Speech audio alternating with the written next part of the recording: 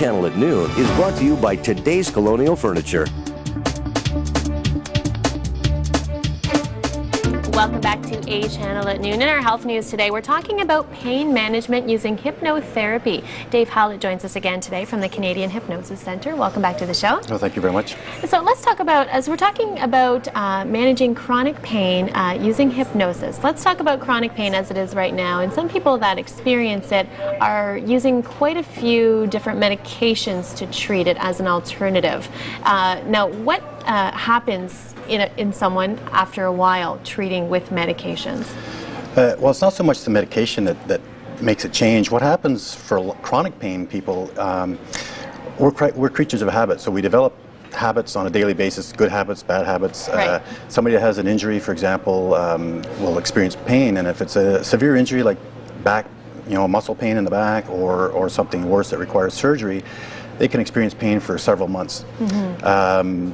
During that time, the injury may actually heal, but there's still signals being sent down out of habit that there's pain, and they'll experience the pain very real, as if it is pain. It's pain. Mm-hmm.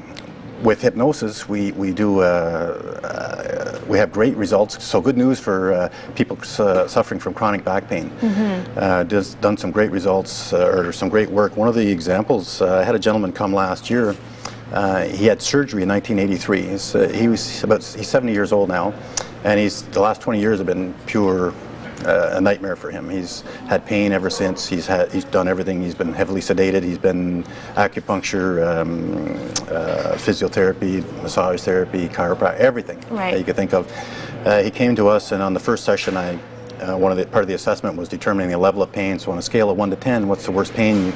10 being the worst pain you've ever experienced, what is it now? And he said about an 8. 30 minutes later, after the session, I asked him what the pain level was, and it was at a 3, which is lower than he's experienced that he can remember in recent history.